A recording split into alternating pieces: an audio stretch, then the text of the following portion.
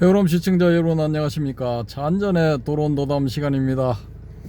예, 오늘은 저기 부산에 뜬 고등어, 뭐 2층 불이 밝혀져 있고 지금은 좀 손님이 없네요. 아까 한 2시간 전에는 손님이 제법 많던데, 예, 그렇습니다. 여기 해운대 북쪽에 있는 미포 공영주차장입니다. 지난번에도 한번 소개드렸죠, 그죠? LCT 바로 뒤편. 예, 그렇습니다. 자, 오늘 말씀드릴 것은 선사들의 삶과 깨달음, 묵묵히 성품을 비추어 보다가 되겠습니다. 일단 만화를 보시겠습니다. 훈장 선생님, 불경에 눈, 귀, 코, 혀, 몸, 생각 등이 없다고 하는데 무슨 뜻입니까? 반야심경의 무아니비설신의 뭐 그거죠, 그죠? 그러니까 이 훈장 선생님 왈 나도 모르니 큰 스님들께 땡땡땡 이렇게 됩니다. 자, 그 길로 출가한 소녀는 양계 스님이 되어 남전선사를 찾아갔다. 남전스님 왈 마조대사의 제삿날인데 스승님께서 오실까 하니까 대중 중에서 양계 스님이 탁 튀어나와서 짝할 만한 이가 있다면 오실 것입니다 하니까 한번 가르쳐 볼 만한 녀석이로다 라고 이제 뭐 기특하네 뭐 이런 반응이죠. 그러니 이 양계 까칠하게 나갑니다. 큰 스님 양민을 죄인으로 만들지 마십시오. 그러니까 뭐 하고 헛웃음만 치죠, 그죠? 이때 이미 이제 보통 실력은 아니다라는 거죠. 석실에 사는 운한 스님을 찾아가 물었다.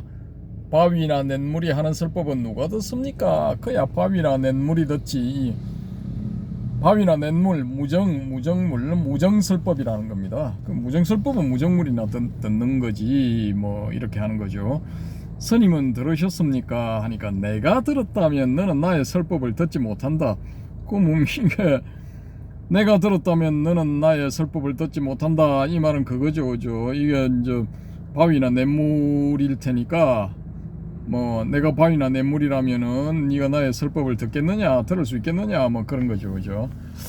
그러면 저는 스님의 설법을 듣지 못했습니다 라고 하는 거죠. 그러면 당신 바위나 냇물이다라는 그 말이죠, 그죠? 그러니까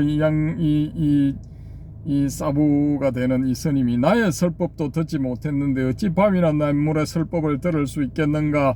여기서 이제 살짝 발을 빼가지고 이제 진짜 본색을 딱 드러내죠. 내가 그 지금까지 설법을 쭉 했는데 내 설법도 제대로 못 들으면서 어찌 바위나 냇물의 설법을 들을 수 있겠는가 이 말입니다.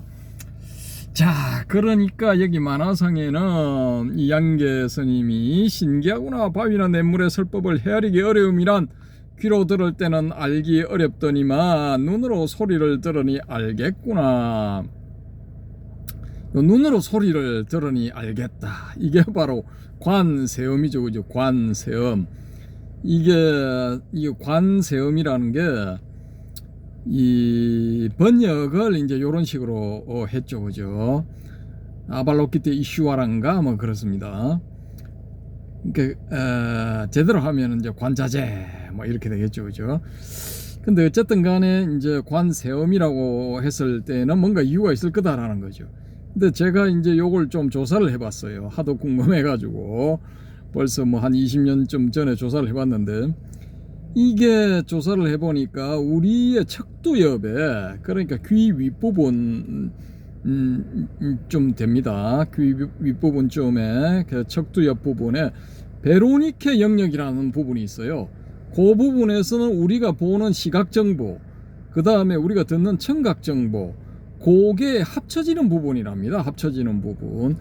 그래서 어떤 특수한 경지에 간 사람들은 이게 소리가 눈으로 보인답니다. 눈으로 볼 수가 있답니다. 이게 희한하죠, 그죠? 그럼 뭐 그렇게 되는 사람들을 일반 보통 사람들이 봤을 때 이제 오디너리 맨들, 오디너리 우먼 뭐 이런 사람들이 봤을 때는 엑스트라 오디너리, 이제 미친 거죠. 살짝 맛이 간 사람이 되겠죠, 그죠? 그랬거나 말았거나 그렇게 보는 사람도 있다라는 겁니다. 참고로 하십시오. 만약 나중에 누가 스님의 참모습을 물으면 뭐라고 할까요? 하니까 그저 그대로다고 하게 뭐 이런 겁니다. 이게 이런 게 전부 이거 원문이 있어야 되거든요. 원문 한자가 있어야 그걸 보고 또 이제 정확하게 접근을 할 수가 있는데, 어쨌든 뭐 번역된 부분을 가지고 요 정도밖에는 이제 할 수가 없습니다. 원문을 보면은 또 다른 뭐 어떤 의미를 잡아낼 수가 있을지도 모릅니다. 일단 저의 뇌피셜. 자, 스승의 뜻을 알지 못한 채 물러난 양계가 냇물을 건너는데 하고 이제 깨닫는 겁니다. 그가 바로 지금의 나지만 지금의 나는 그가 아니로다. 요건 이제 서산대사가 자기 영정을 보고 뭐 80년 전에 뭐 내하고 뭐 지금의 80년 나는 뭐 80 뭐 영정을 자기의 영정을 보고 80년 전의 저 영정에 있는 그림이 이제 80년 전에 내지만은 나는 지금의 나는 뭐 80년 전에 나가 아니로단가 뭐 하여튼 뭐 그런 겁니다. 뭐 지금 제가 지금 굉장히 헷갈리는데 나중에 서산대사님 등장하시거든요. 그때 이제 다시 한번 설명을 드리겠습니다. 되게 헷갈리는데, 이게 지금 이 양반이 하는 말이, 양계가 하는 말이 뭐냐 하면은 그가 바로 지금의 나지만 지금 이제 알아차린 이 상태, 깨달음의 상태에 있는 그가 바로 지금의 나지만 지금의 나는 그가 아니로다라는 거죠. 이래 되면 또 헷갈린다. 그러니까 원래 이제 깨닫기 이전의 이 양계가 바로 지금의 나지만, 이건 맞죠, 그죠? 양계 그대로 지속이 되니까. 근데 지금의 나는, 지금의 나, 깨달은 나는 깨닫기 전의 그가 아니로다, 뭐 이런 겁니다. 이게 저 서산대사의 경우도 요 비슷하거든요. 이 깨닫기 이전의 이 나가 깨닫기 이후 깨닫고 난 다음의 나로 이제 연속성이 있다라는 거죠. 일종의 연속성. 깨닫기 전이나 깨닫고 난 다음이나 이 몸도 그대로고 생각도 그대로이기 때문에 그가 바로 지금의 나지만 지금의 나는, 그러니까 지금의 나는 이제 깨달은 나죠, 그죠? 이 깨달은 나는 깨닫기 전의 이 나가 아니다, 뭐 그런 의미입니다. 저는 이제 이렇게 푸는데 저보다 더 잘 이렇게 해설을 해주실 분들 댓글로 달아주시기 바랍니다. 좀 헷갈립니다. 헷갈려. 그 다음에 후에 동산에 살며 가르침을 폈는데 이제 누가 한 명 찾아왔습니다. 한 스님이 찾아왔는데 이름은 하니까 본적입니다 라고 하죠.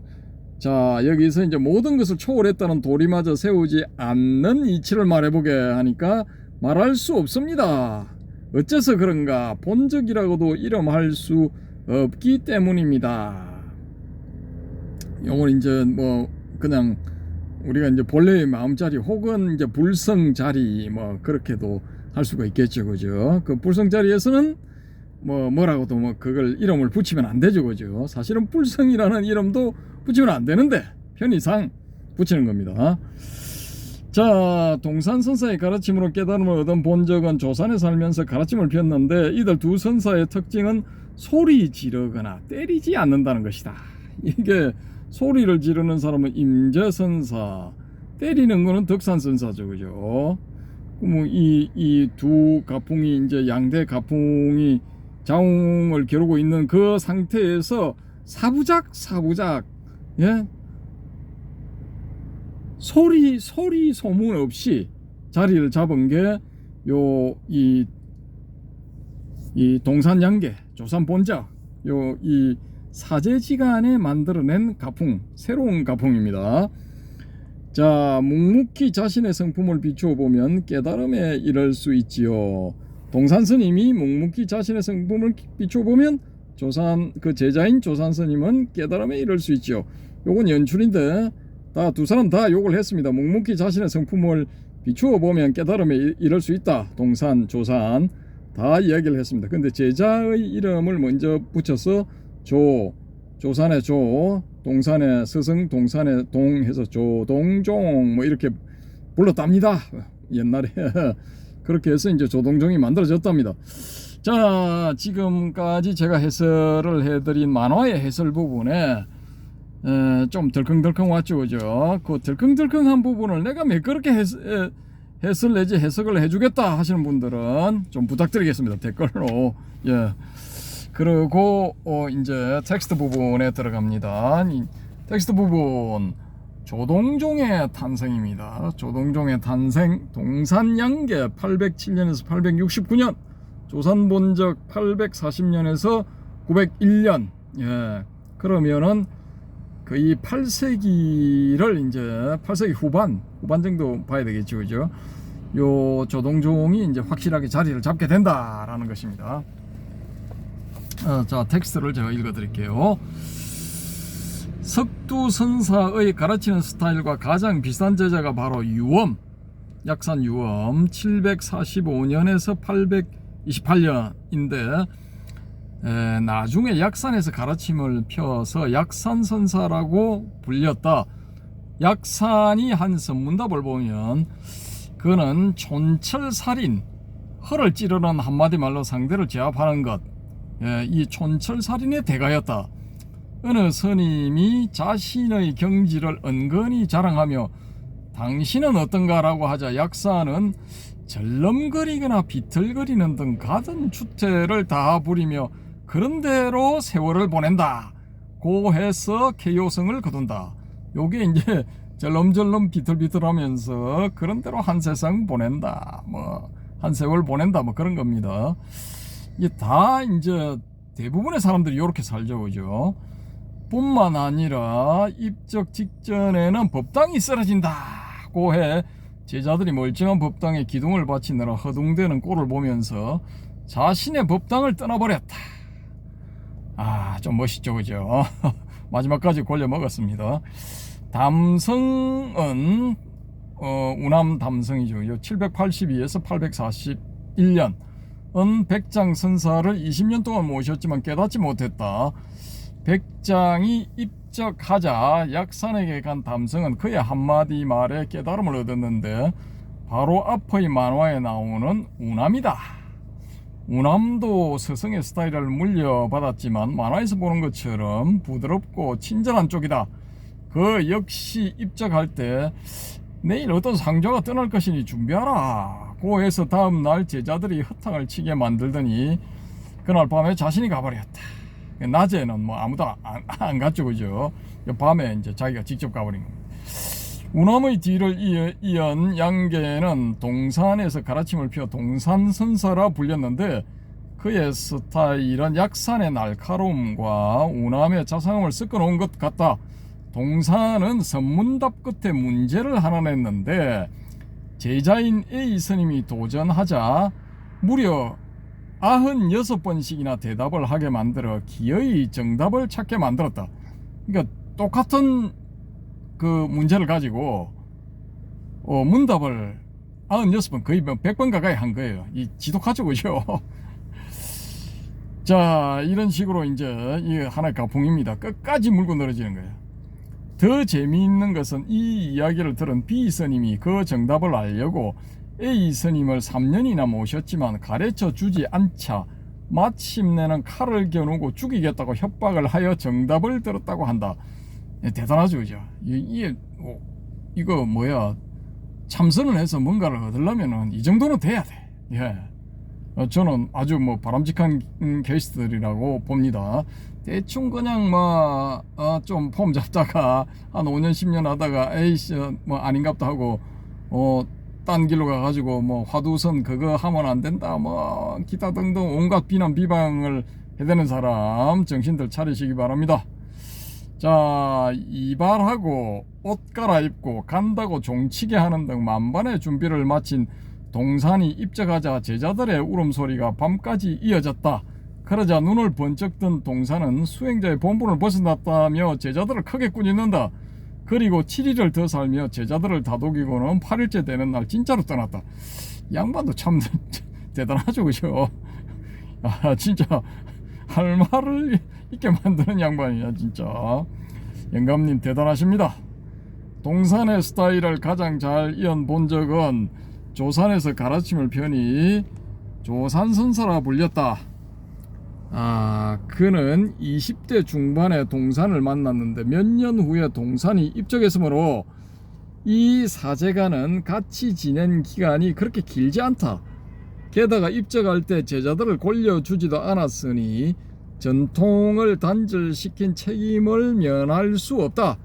하지만 조사는 석두, 약산, 우남, 동산으로 이어져 온 수행 방법을 체계화해서 조동종을 여는 큰일을 해냈다.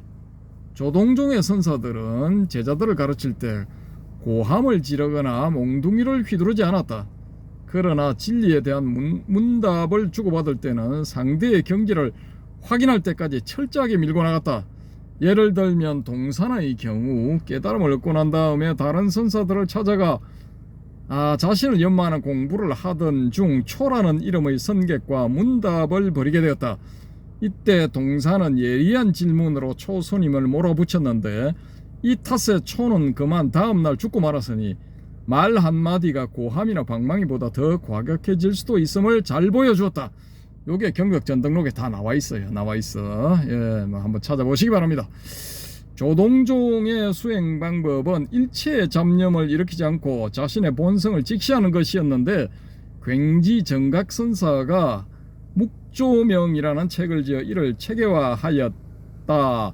이후 조동종의 가르침에 따라 면벽좌선하는 성객들이 많아지자 임재종의 선사인 대해종고는 이를 묵조선이라고 부르면서 사선이라고 공격했다. 흑산귀굴에 빠져들게 만든다라고 공격을 했죠. 그죠? 그리고 그는 서장이라는 책을 만들어 간화선을 강조했다. 서장은 뭐 그때 당시에 사대부나 혹은 선사들하고 주로 사대부죠. 그죠? 그 사람들하고 이제 혹은 고관 대작인데 뭐 그런 사람들하고 주고받은 서간 편지글, 그걸 모아가지고 이제 펴낸 게 서장이라는 것입니다.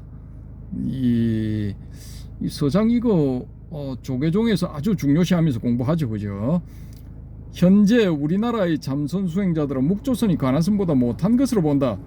이런 견해는 수행자가 아무 생각 없이 앉아 있을 경우 잡념에 시달리거나 멍청한 상태에 빠질 수 있는 것을 감안하면 타당성이 있다. 이에 반해 정신 집중을 할 수 있는 화두를 사용하는 간화선은 상당히 실용적이다. 하지만 다른 한편으로 보면 어떤 수단도 없이 심성을 직시하라는 묵조선이 한 차원 높은 수준의 수행자를 요구한다는 것 또한 사실이다. 예, 저의 내피셜입니다. 이 묵조가 사실은 더 어려워. 예, 정신을 집중할 만한 그런 대상이 없이 그냥 직접적으로 이렇게 들어가는 것이기 때문에 요게 더 어렵습니다. 왜냐? 잡념 무지하게 일어납니다. 망상 무지하게 일어납니다. 번뇌 무지하게 일어납니다. 그래서 더 힘들어. 그 번뇌, 망상, 잡념 이런 걸 잠재우는 데는 화두, 화두의功능이 최고죠. 그죠? 자, 오늘은 제가 이렇게 쭉 읽어드렸는데 텍스트를 왜 그러냐? 요 앞에 있는 요 장면을 얼마 전에도 보여드렸기 때문에 또 보여드리면은 좀 지루하잖아요. 재미없잖아요. 예. 그래서 텍스트를 다 읽어드렸고, 조금 화면이 흔들리고 그래서 보시기 힘드실 겁니다. 그런 분들은 이렇게 화면은 그냥 이렇게 돌아가도록 놔두고 그냥 따로 그냥 눈을 감는다든지 다른 일을 하시면서 음성만 들으시면 되겠습니다. 어쨌든 간에 이제 조금씩 나가고 있습니다. 임재종 시작됐죠. 그죠? 근데 이제 위산선사도 했으니까 위양종도 시작됐고, 또 여기 오늘 이제 조동종 했죠. 그죠? 그러니까 이 5개의 파 중에 5개 종이라고 해야 됩니까? 종 중에 이제 3개가 나왔죠. 2개만 더 나오면 됩니다. 운문종하고 법안종이죠. 그죠? 예, 그 2개만 더 나오면 5가 7종 중에서 오가입니까? 오가 다섯 개, 뭐 7종은 또 뭐 임재종에서 양기 방회, 양기파하고 또 황룡해남, 황룡파 뭐 그렇죠. 이제 그분들도 다 뒤에 나옵니다. 등장합니다. 그러니까 기대를 해주시고 오늘은 조동종의 조사들에 대해서 한번 살펴봤습니다. 자, 좀 마지막에 아이고 참 그렇습니다. 오늘 형들 바닷가 나갔다가 거기서 하려고 그랬는데 바람이 너무 불어서 도저히 못했습니다. 예, 그래서 그 차 안으로 돌아와서 요 소렌토 스튜디오에서 또 전해드렸습니다. 오늘 제가 이게 좀 버벅댔는데 그런 부분들에 대해서 또 이 고견을 주시기 바랍니다. 감사합니다.